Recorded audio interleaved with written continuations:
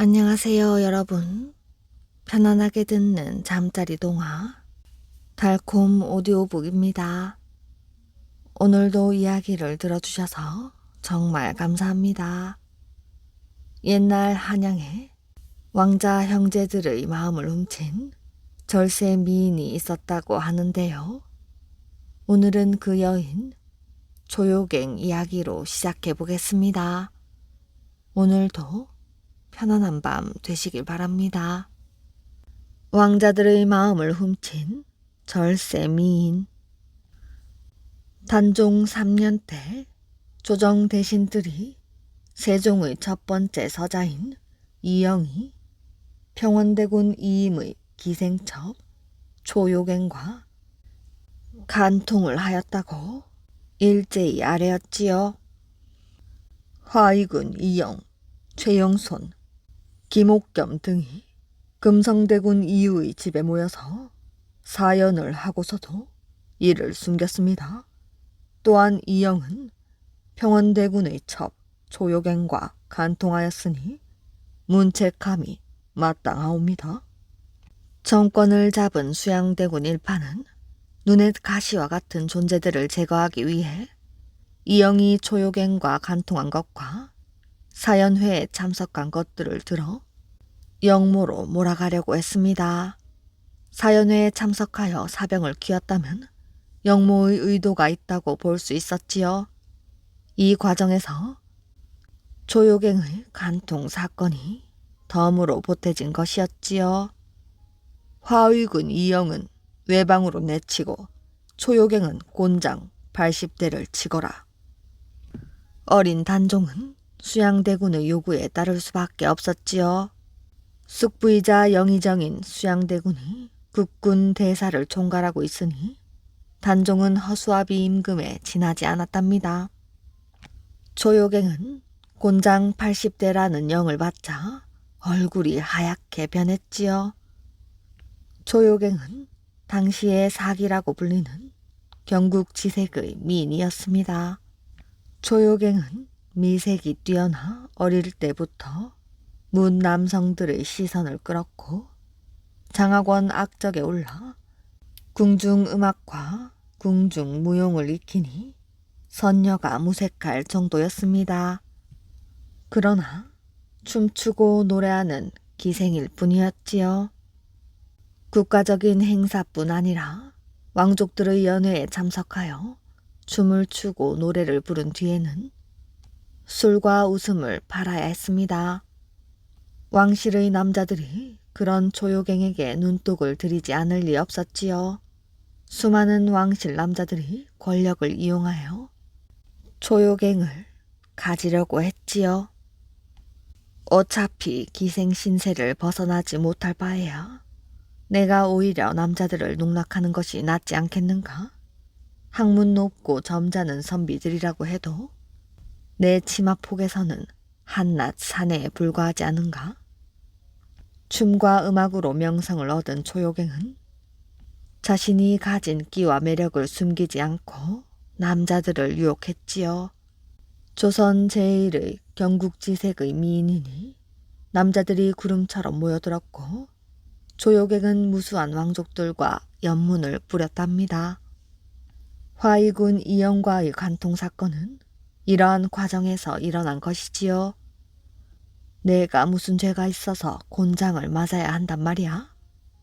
화의군이나 병원대군은 모두 세종의 아들이고 수양대군의 동생들이었습니다. 나는 새도 떨어뜨리는 권력자들이니 기생의 몸으로 연회에 초대받으면 거절을 할 수 없었고 첩이 되라면 첩이 될 수밖에 없었지요. 죄 없는 자신이 이들의 권력 싸움의 희생양이 될 처지가 된 것입니다. 나에게 곤장을 때리라니 내가 어찌 그와 같은 수모를 당하겠는가? 조요갱은 권력 쟁탈을 위해서 자신을 이용하려는 사대부들에게 분노하였습니다. 여자가 80대의 곤장을 맞으면 살아날 수가 없었지요. 곤장을 때리려면 차라리 죽여주십시오. 궁중연회를 마친 초요갱은 당당하게 수양대군에게 말을 했지요. 그것이 무슨 말이냐? 수양대군이 깜짝 놀라 물었습니다. 곤장을 맡게 되었으니 차라리 죽고자 합니다. 대감께서는 어찌 일개 기생을 영모로 엮으려고 하십니까? 곤장을 맡는다고 모두 죽는 것은 아니다.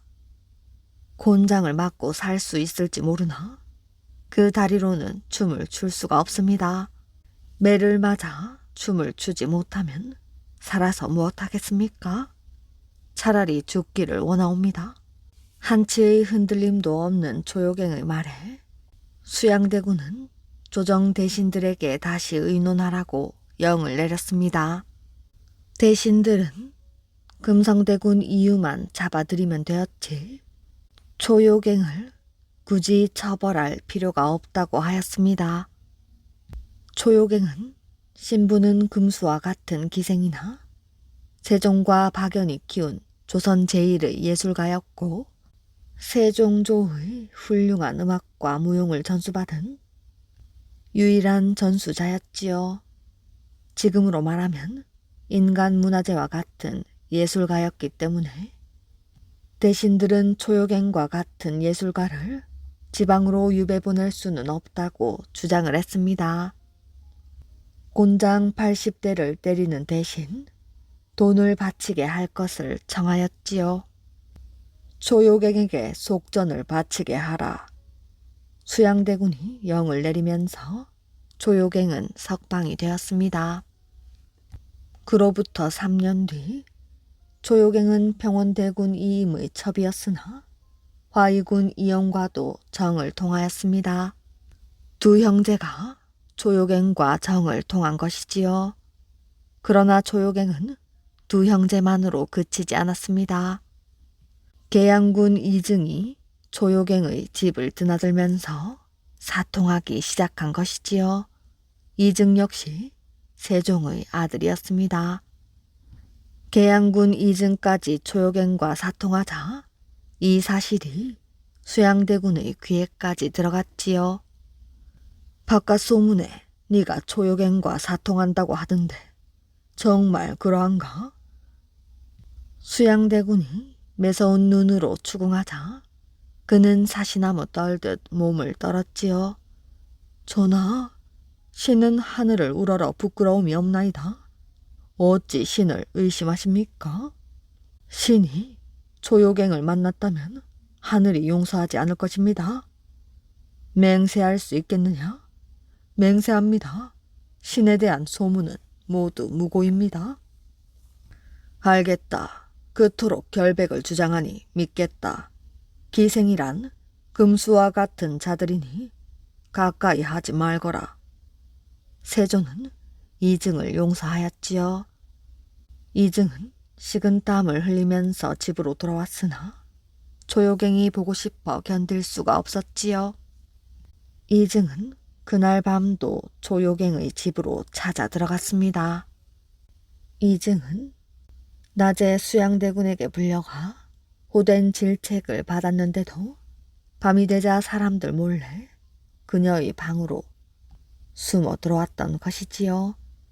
조효갱은 세조 앞에서는 쩔쩔매고 밤이 되자 자신을 찾아온 이증이 가소로웠습니다. 그렇다고 그를 내칠 수도 없었지요. 이증은 성격이 난폭하여 뜻대로 되지 않으면 일을 내고 마는 성미였습니다. 조효갱이 진정으로 사랑한 사람은 평원대군 이임이었습니다. 이임은 조효갱을 어릴 때부터 돌봐준 사람이었고 첫사랑이었지요. 나를 사랑한 사람은 평원대군이고 나를 알아준 사람은 박연이다. 조효갱은 때때로 기녀들에게 그렇게 말하였습니다. 박연은 부모가 없는 조효갱을 전학서에 소속시키고 궁중음악과 궁중무용을 가르쳤지요. 박연에게 무엇보다 고마웠던 것은 그녀를 인간으로 대접해준 유일한 사람이었기 때문입니다. 박연은 그녀에게 스승이자 아버지였지요. 조요갱은 박연의 유일한 전승자였습니다. 그러나 세조는 조요갱을 사람이 아니라 금수와 같은 자라고 비난하였지요. 천재적인 예술가였으나 금수와 다르지 않은 것이 기생이라는 신분이었습니다. 조요갱은 이증이 자신의 방으로 숨어 들어오자 속으로 비웃었지요. 내 어찌 그런 눈으로 나를 보는 것이냐? 이증이 조요갱을 쏘아보면서 물어보았습니다. 임금께서는 기생을 금수와 같은 자라고 하셨습니다. 고귀하신 왕자님께서 어찌 금수와 같은 자와 정을 통하려 야행을 하십니까? 네가 임금을 능멸하는 것이냐? 당치 않습니다. 첩은 그저 금수와 정을 통하면 금수가 된다는 사실을 일깨워 드리는 것뿐입니다. 조요갱의 말은 임금의 동생을 짐승이라고 비난하는 말이었습니다. 네가 무엇라고 해도 상관없다. 나는 오로지 너를 원할 뿐이다. 조요갱은 이증이 죽자 궁중연회에 참석하면서 후진들을 양성하였습니다. 그러나 혼자서는 살아갈 수 없는 것이 그녀의 운명이었지요. 조요갱의 명성은 여전히 나라를 뒤흔들었고 이증이 죽자 기다리고 있었다는 듯 많은 고관들이 구애를 하였습니다. 조요갱은 예장 도감판관 신자영의 첩으로 들어갔지요. 그러나 그녀는 이번에도 조용히 살 수 없었습니다. 신자영의 칠촌 조카 중에 안개담이라는 인물이 있었는데 조요갱을 보고는 한눈에 반해버린 것이지요. 안개담은 조요갱에게 끊임없이 사랑을 호소했습니다. 조요갱이 이를 거절하자 하루는 신자영의 집에 뛰어들어 마구 행패를 부렸지요. 신자영의 부인인 이씨가 놀라서 달아나다가 난간에서 떨어지고 종들이 혼비백산하여 우왕좌왕 하였습니다. 안개담은 조요갱의 행방을 대라면서 종들을 마구 때렸지요. 안개담은 사헌부의 탄핵을 받고 곤장 80대를 맞았습니다. 이러한 이유로 조요갱이 신자영의 집안 사람들에게 곱게 보일 리가 없었지요. 조요갱은 신자영의 정처를 비롯하여 여종들에게까지 박대를 받았습니다. 억울한 조요갱은 여종들의 행포를 신자영에게 말을 하였지요. 그녀의 말을 들은 신자영은 여종 둘을 때려 죽였고 정처를 모질게 구박하다가 사헌부의 탄핵을 받게 되었습니다.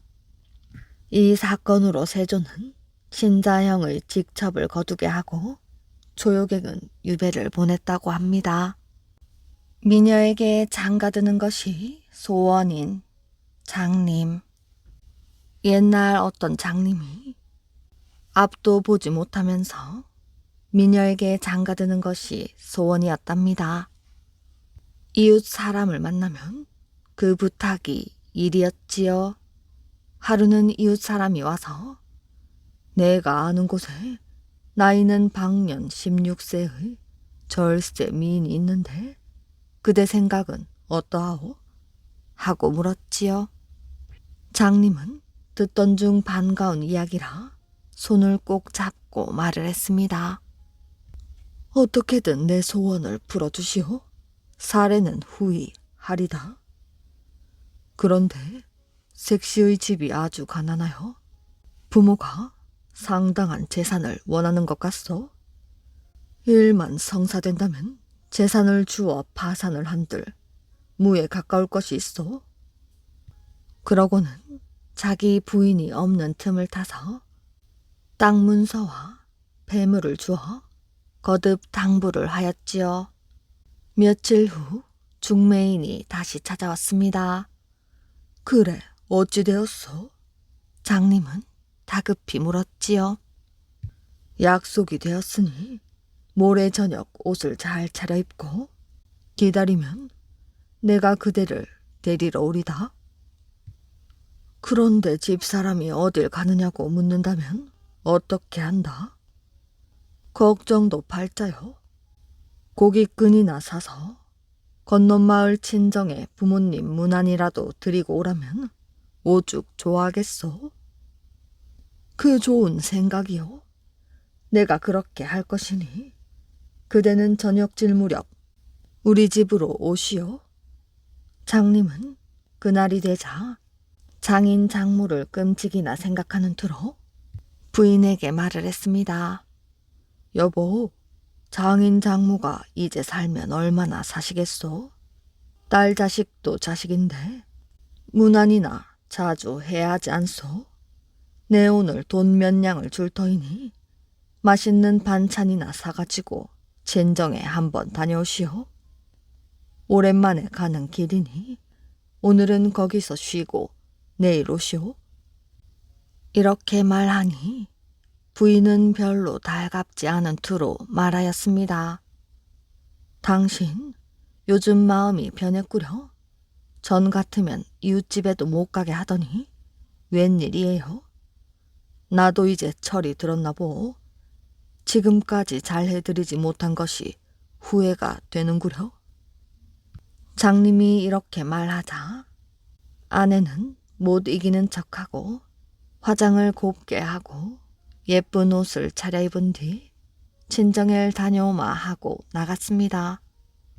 아내가 나가자 장님은 새 옷을 갈아입고 날이 저물기를 기다리는데 일각이 삼추 같았지요. 드디어 중매쟁이가 와서 그가 인도하는 곳으로 이 골목 저 골목 돌아 따라갔습니다. 앞서가던 중매쟁이가 말을 하였습니다. 그런데 한 가지 꼭 지켜야 할 약속이 있어. 그 방에 들어가거든 절대로 말을 시키지 마시오. 이웃이 가까우니 혹시 누가 듣기라도 하면 소문이 날 테니 각별히 조심하시오. 그건 어렵지 않소. 사람만 미인이면 그만이지 말은 시켜 무엇하겠소. 이렇게 약속을 하고 그 집에 당도하여 방 안에 들어가자 분내가 코를 찔렀습니다. 간단한 술상을 차려놓고 성례를 한 후 여인의 손을 당겨 만져보니 보드랍기가 비단결 같았지요.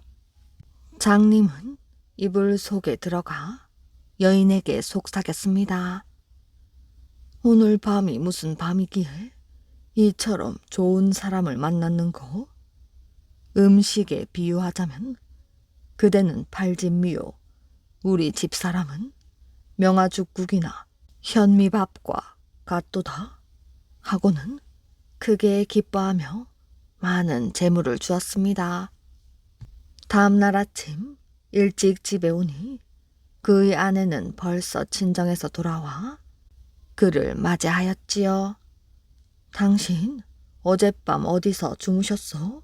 건넌마을 김대감 집에서 갑자기 경을 읽어달라기에 갔다 오는 길이요. 해장국이나 좀 끓여오구려.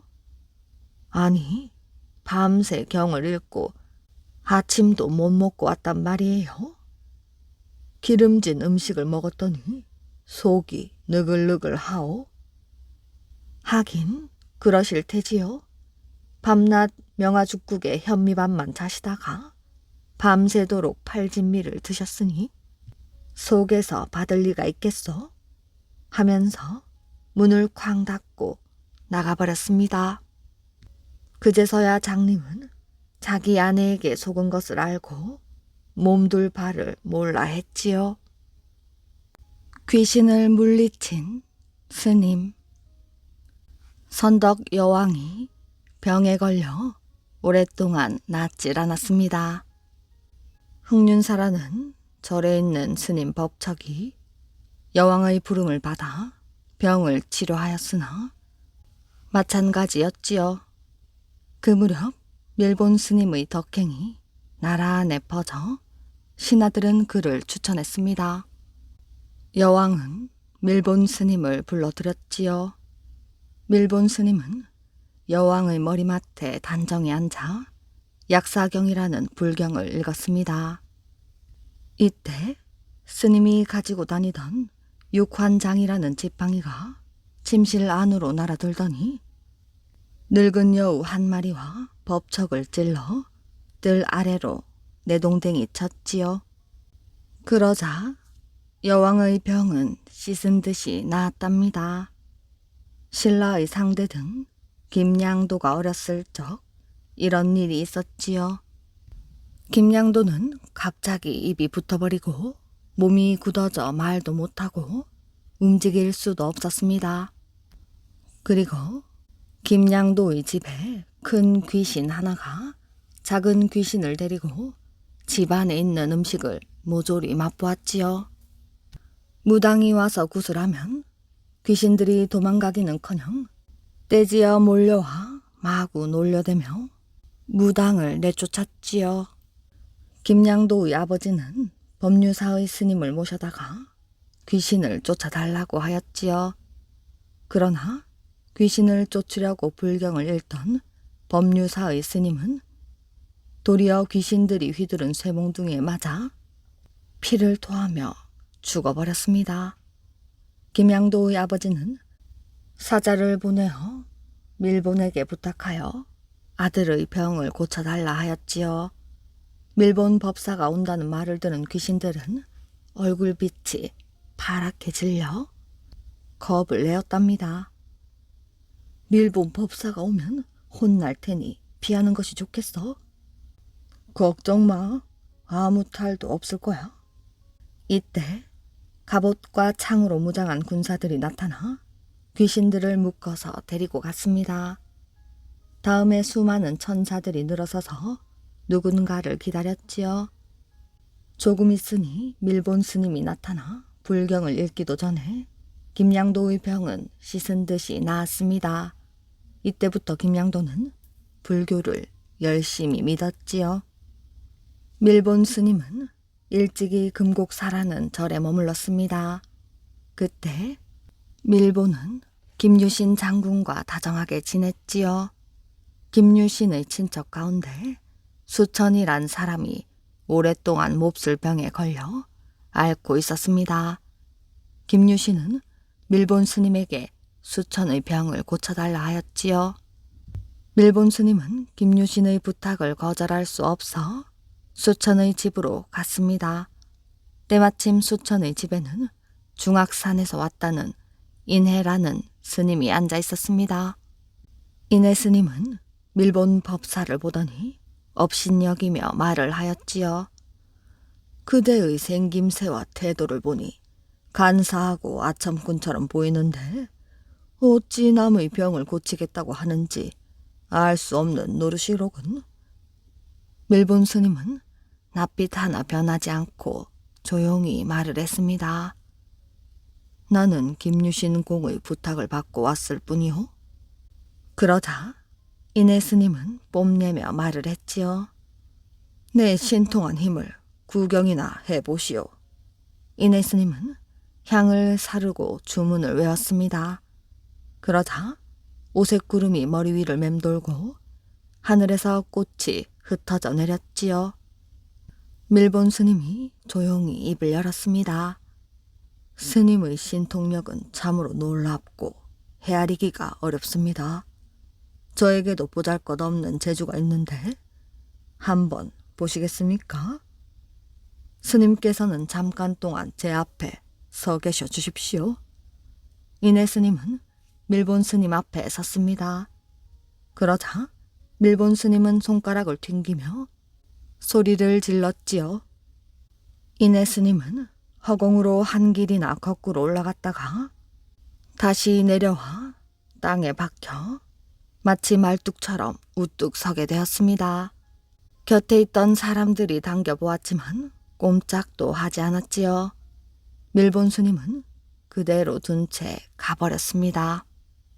다음 날 수천이 보낸 사람으로부터 이야기를 들은 김유신 장군은 밀본 스님을 찾아가 인해 스님을 풀어달라고 부탁을 하였지요. 그제야 밀본 스님은 인해 스님을 풀어주었답니다. 그 뒤로 이내 스님은 다시는 자기의 재주를 자랑하지 않았다고 합니다. 승려에게 속은 스님. 어느 절에 승려가 스승을 골려주려고 일을 꾸미고 있었지요.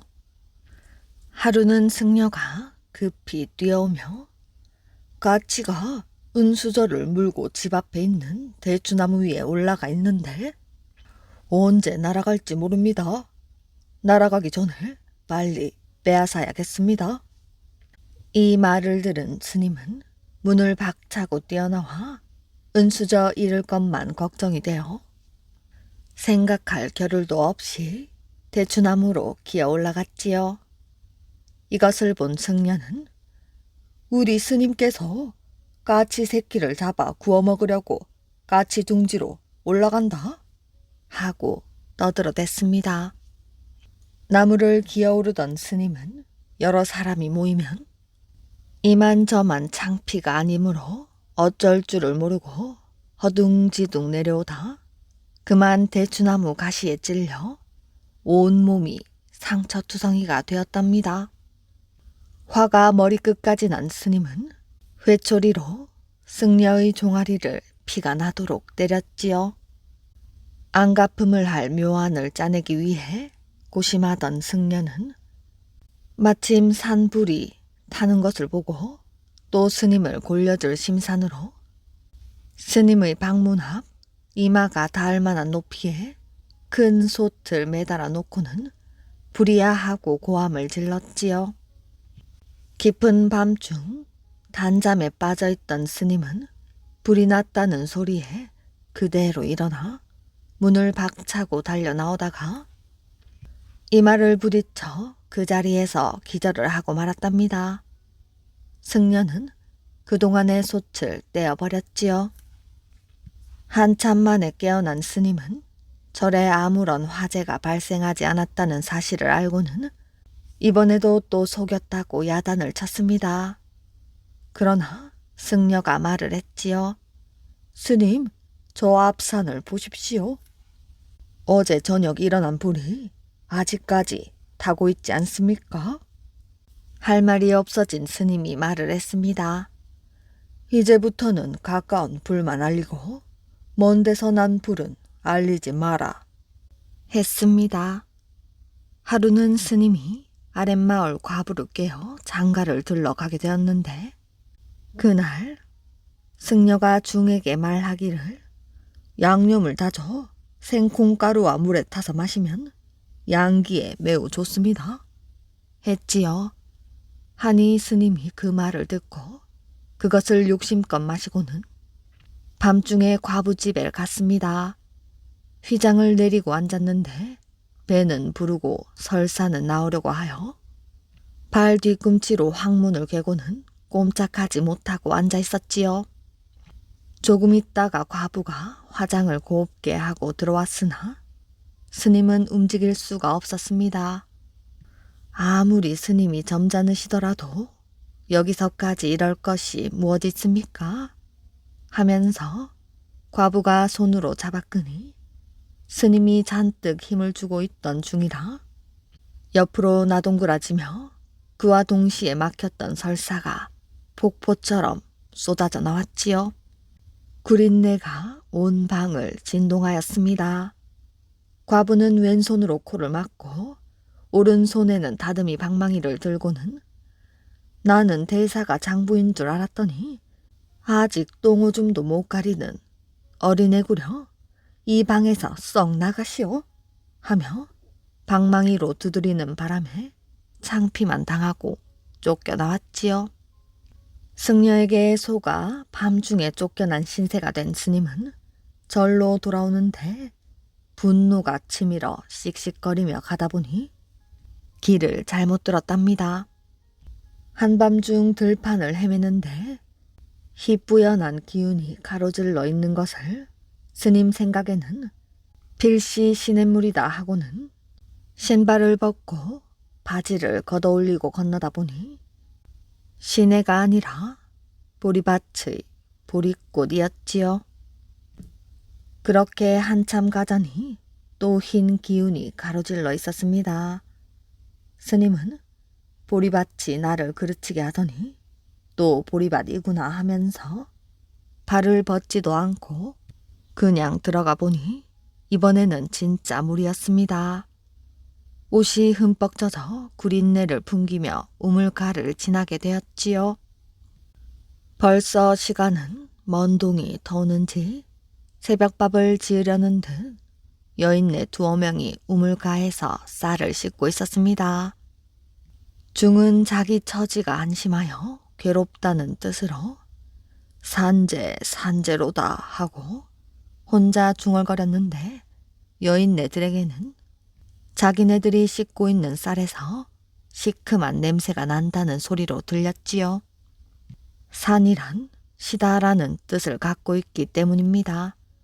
이 여인들은 제사에 쓸 술 빚을 쌀을 씻고 있는 중인데 물에 빠진 생쥐꼴을 한 스님이 옆으로 지나가면서 중얼거리니 기분이 좋을 리가 없었지요.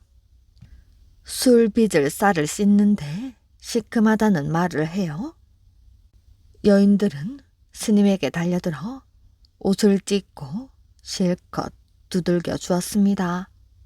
밤새 설사를 하고 매까지 얻어맞은 스님은 해가 중천에 뜨도록 밥 한 술 얻어먹지 못했으므로 허기를 참지 못하여 마덩굴을 발견하고는 그것을 캐먹고 있었습니다.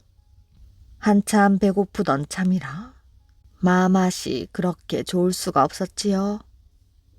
그때 저 멀리서 떠드는 소리가 나더니 길을 비키라는 원님의 행차가 오는 것이었습니다. 다리 밑으로 들어가 가만히 생각을 해보니 이 마가 매우 맛있으니 이것을 원님에게 바치면 밥을 얻어먹을 수 있겠구나 싶어 다리 밑에서 스님이 불쑥 나타나니 원님의 말이 깜짝 놀라는 바람에 원님이 땅에 굴러떨어졌지요. 그렇게 되어 스님은 매만 실컷 맞고 길가에 쓰러져 누웠습니다.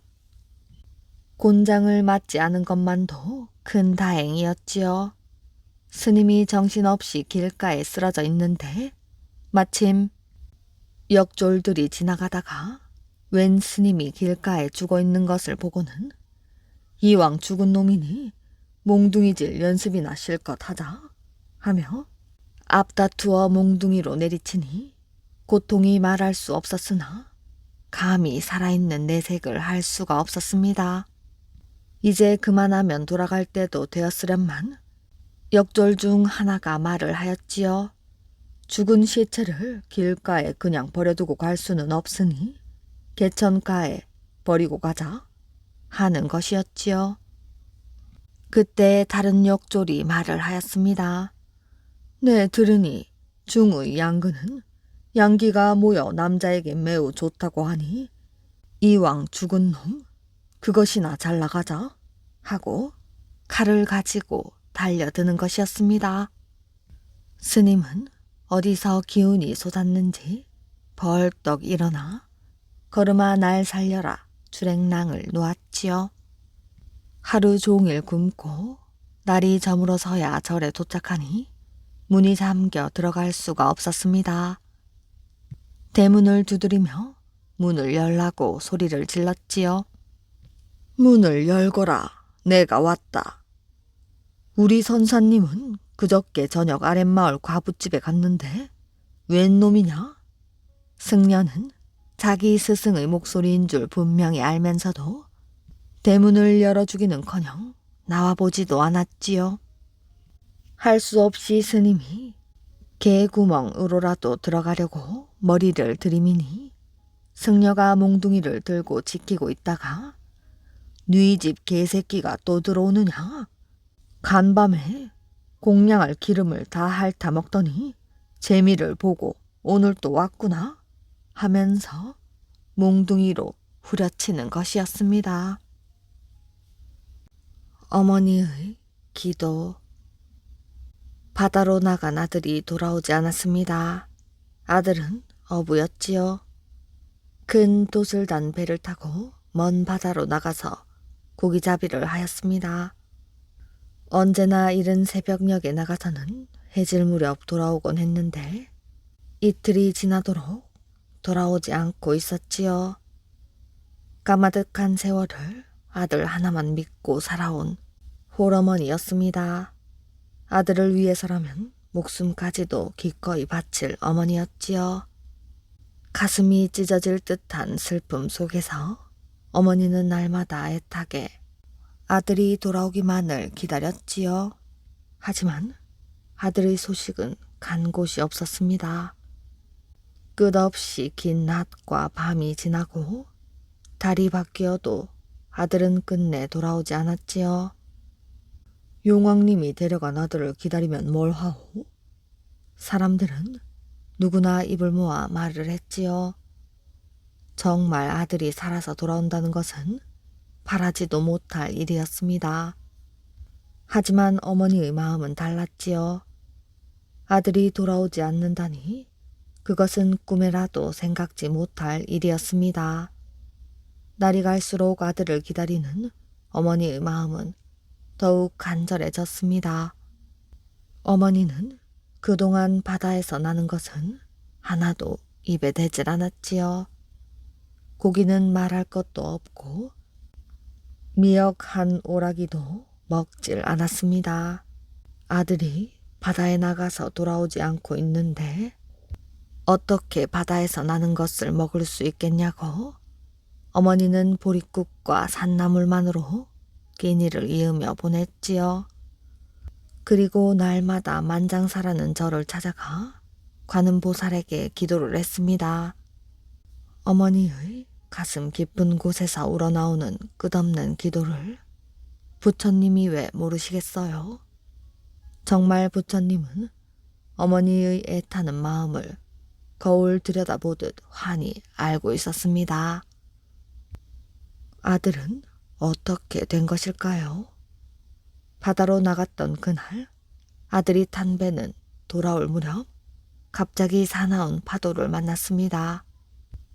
아들은 다른 어부들과 함께 있는 힘을 다해 배를 저었지만 파도를 이길 수는 없었지요. 배는 그만 바닷속으로 곤두박질 치고 말았습니다.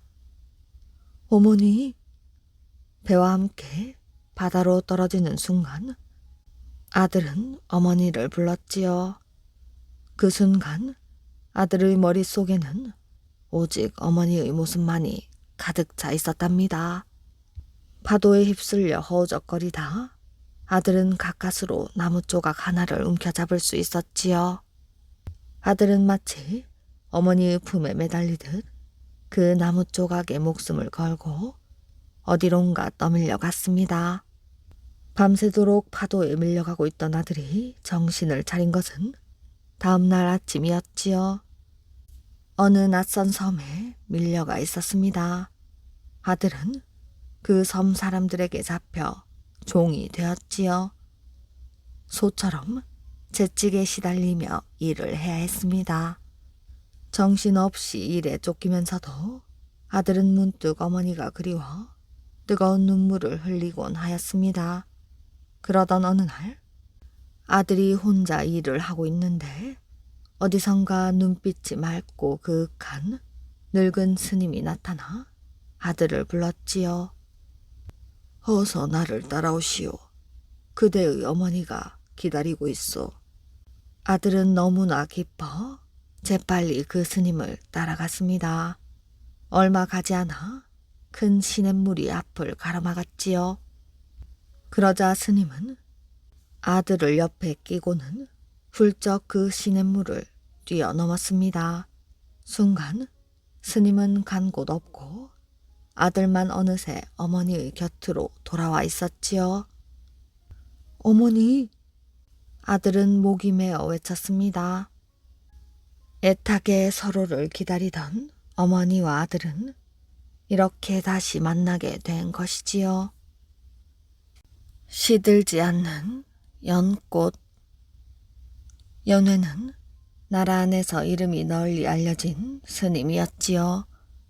그러다가 어느 날 임금님이 그를 국사로 임명하였지요. 국사란 나라에서 스승으로 삼는 큰 스님을 가리키는 말이었습니다. 하지만 연회는 처음부터 국사의 뜻을 두고 있었던 것은 아니었지요. 연회는 일찍이 영취산에 조그만 암자를 지어놓고 홀로 불도를 닦았습니다. 그는 속세의 일에는 뜻이 없어 오직 날마다 법화경을 외우고 있었지요. 그러던 어느 해 암자 앞에 파놓은 연못 속에서 연꽃 두어 송이가 피어났습니다. 크고 아름다운 꽃송이였지요. 연꽃 송이를 바라보던 연회는 문득 이렇게 중얼거렸습니다. 내 마음이 맑고 그윽하면 저 연꽃은 결코 시들지 않으리라. 저 연꽃은 부처님이 나를 지켜보시는 것과 다름없도다. 그리고 그날부터 더욱 힘써 불도를 닦았습니다. 그러자 그 연못의 연꽃들은 연회의 뜻대로 도무지 시들 줄을 몰랐지요. 한 해가 지나도 갓 피어난 그대로 싱싱하게 살아있었답니다. 어느새 그 소문이 나라 안에 널리 퍼져나갔습니다. 이윽고 임금님의 귀에까지 들어갔지요. 임금님은 신하를 시켜 연회를 모셔오게 하였습니다. 그처럼 불도가 깊은 스님이라면 국사로 삼을 만했기 때문이지요. 하지만 연회는 그 신하가 오기 전 미리 암자를 버리고 자취를 감춰버렸습니다. 연회는 아무도 모르게 서쪽 고개를 넘어갔지요. 울퉁불퉁한 바위 사이를 빠져나가 고개 아래로 내려가니 마침 한 노인이 밭을 갈고 있었습니다. 스님, 어디로 가시오? 글쎄올시다. 나라에서 함부로 이 사람을 국사로 삼으려 한다는 말을 듣고 피하는 길입니다. 왜 굳이 피하려고 하시오? 번거로워서 그러지요. 보잘것없는 몸이 이름만 널리 알려서 무얼 하겠습니까? 글쎄, 내 듣기에는 그렇지가 않은 것 같구려. 스님이 자취를 감춰버리시면 그 때문에 오히려 더 널리 이름이 알려지지 않을까요? 혹시 국사도 마다하고 숨어버린 스님으로 더욱 우러름을 받으시려고 하는 것은 아니시오? 아니, 무슨 말씀을 그렇게 하십니까? 밭 가는 노인네가 못하시는 말씀이 없으시군요. 연회가 화를 내며 말을 했습니다. 어쩐지 노인이 자기를 비웃고 있는 것만 같았지요. 연회는 걸음을 빨리 해 그 노인과 멀어졌습니다. 그리고 냇가에서 빨래를 하고 있는 노파를 만났지요. 스님, 어디로 가시오? 노파가 물었습니다. 연회는 좀 전에 만난 노인에게 한 말 그대로를 하였지요. 고개를 넘어오다 혹시 사람을 만나지 않았소? 예, 밭을 갈고 있는 노인을 한 분 만났습니다. 그 노인께서 뭐라고 말씀하시던가요? 국사를 마다하고 피하려고 하는 이 사람을 비웃는 것 같았지요. 그 노인이 누군지 아시오? 글쎄, 모르겠습니다. 왜 그 노인의 깨우침을 받아들이지 않았소? 바로 문수 대성이신데. 연회는 깜짝 놀라 급히 발길을 돌려 그 노인을 찾아갔습니다. 노인은 여전히 밭을 갈고 있었지요. 연회는 땅바닥에 꿇어앉아 이마를 조아리며 빌었습니다. 문수대성님, 이 몸의 어리석음을 깨우쳐 주소서. 냇가의 그 노파는 누구시온지요? 그대를 위해 잠깐 나타나신 천년님이요. 노인이 말했습니다. 그런데 순간 노인이 감쪽같이 사라져버리고 말았지요. 연회는 다시 암자로 돌아왔습니다. 그리고 곧 국사가 되었지요. 홀로 숨어 지내기보다는 국사를 맡아 불도를 널리 퍼뜨리는 것이 부처님의 큰 뜻임을 깨달은 것입니다. 태종에게 화를 쏜 태조. 서울에 있는 뚝섬은 옛날 살고지 벌이라 불렸다고 합니다. 태조 이성계의 5째 아들 이방원은 아버지를 도와 조선을 세우는데 큰 공을 세웠지요. 하지만 자신에게 돌아오는 것이 없자 그는 배다른 형제들을 죽이고 정종에 이어 임금의 자리에 올랐습니다. 이어 태조는 불같이 화를 냈지요. 임금의 자리가 욕심이 나서 동생들을 죽여? 천벌받을 놈이로구나. 방원이 이놈은 내 아들로 치지 않겠다. 태조는 이방원과 부자의 인연을 끊겠다며 고향인 함흥으로 가버렸습니다. 태종 이방원은 어떻게든 아버지의 노여움을 풀어두려 태조 이성계에게 임금으로 인정을 받고 싶었지요. 그래서 그는 서울로 아버지를 모셔오려고 함흥으로 사신을 보냈답니다. 그러나 태종을 미워하는 태조는 사신이 올 때마다 모두 죽여버렸지요. 이런 형편이니 더 이상 함흥에 사신을 보낼 수도 없었습니다. 이때 박순이라는 사람이 사신으로 가겠다고 나섰지요. 그는 태조가 임금이 되기 전부터 친한 친구였습니다. 박순은 함흥으로 갈 때 새끼말과 어미말을 끌고 갔습니다. 그리고 태조의 집 근처에 새끼말과 어미말을 따로따로 메어두고 태조를 찾아갔지요. 두 사람이 반갑게 인사를 하고 즐겁게 이야기를 나누고 있을 때 어미말을 애타게 찾는 새끼말의 울음소리가 들려왔습니다. 그러자 박순이 태조에게 말을 했지요. 말 못하는 짐승도 어미가 그리워 저리 슬프게 우는데 사람인들 오죽하겠습니까? 저는 전하의 명을 받들어 상황마마를 모시러 왔습니다. 박수는 태조를 설득하려고 했지만 결국 다른 사람들처럼 죽임을 당하고 말았지요. 그 뒤 태조는 무학대사의 간곡한 청으로 서울로 돌아오게 되었습니다. 이 소식을 들은 태종은 크게 기뻐하며 부왕을 맞을 준비를 하였지요. 이때 하륜이라는 신하가 태종에게 말을 하였습니다. 상황마마가 성격이 워낙 불같은 분이라서 무슨 일이 일어날지 모릅니다. 환영연회장에는 높은 기둥을 여러 개 세우고 차의를 치시기 바랍니다. 이에 태종은 하륜이 건의한 대로 하였지요. 아니나 다를까 뚝섬의 환영연회장에 나타난 태조는 태종의 얼굴을 보자마자 화가 치밀어 올랐습니다. 그래서 저도 모르게 활을 들어 태종을 향해 쏘았지요. 태종은 기둥 뒤로 몸을 피해 목숨을 건질 수 있었습니다. 화살은 기둥에 꽂혀버렸지요. 그래서 이때부터 뚝섬은 화살이 날아와 꽂힌 곳이라고 해서 살고지벌이라 부르게 되었답니다. 성질이 급한 사위. 옛날 어느 마을에 정승이 살았는데 딸을 셋 두었답니다. 위로 딸 둘은 일찌감치 시집을 보내어 사위들을 보았고 막내 딸은 아직 안 보냈지요. 그런데 사위 둘이 모두 느릿느릿 느려 터졌습니다. 말도 느릿느릿, 걸음도 느릿느릿, 일하는 것도 느릿느릿했지요. 만사의 태평이고 천하에 바쁜 게 없었습니다. 정승은 그게 도무지 마음에 들지 않았지요.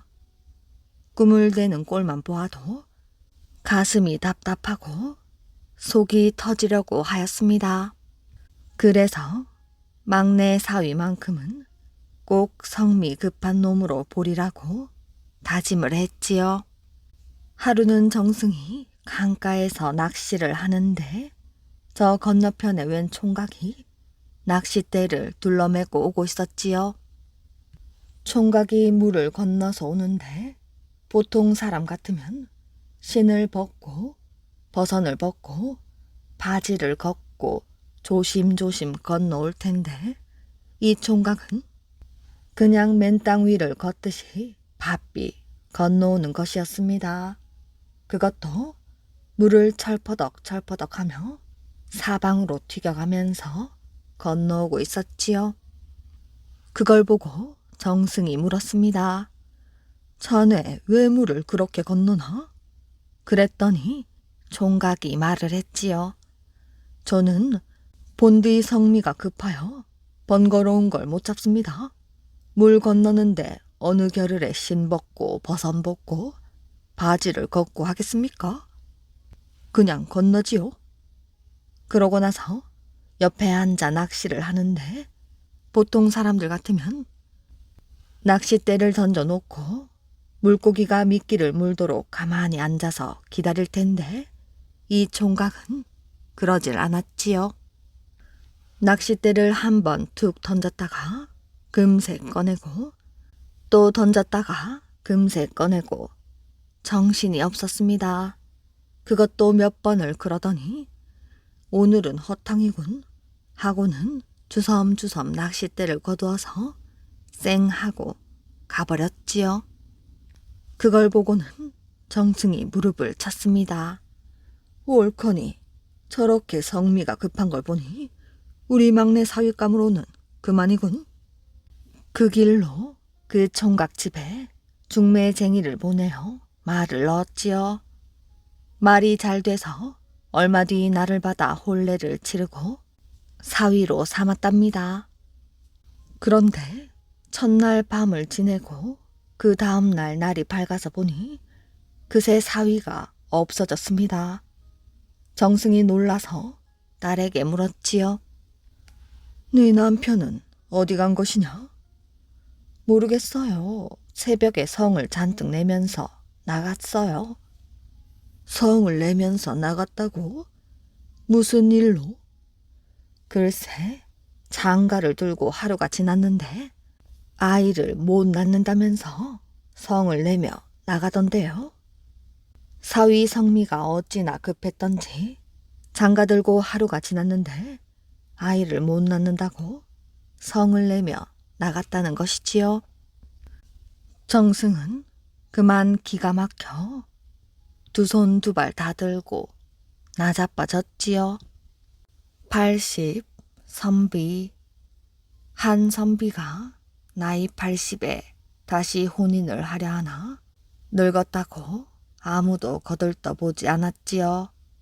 재산은 넉넉한지라 박물장수에게 돈을 후히 주고 사방에서 후처를 구하되 절대로 나이를 말하지 말라 하였습니다. 결국 박물장수에게 속아 한 과부가 시집을 가기로 하고 선비 집에 도착을 하여 밤에 신방을 차렸는데 촛불 아래에서 보니 신랑의 머리는 백발이고 앞니는 다 빠진 팔순 노인이라 여인은 정색을 하며 물었습니다. 당신 나이가 몇 살이요? 24이니라. 24세라면 한창의 청년일 텐데 어찌 그리 늙었소? 내 눈이 어두운 것이 아니라면 거짓말이지요? 42세니라. 40대에 이가 그리도 빠졌어? 사면으로 20이니라. 그렇다면 80이 아니오.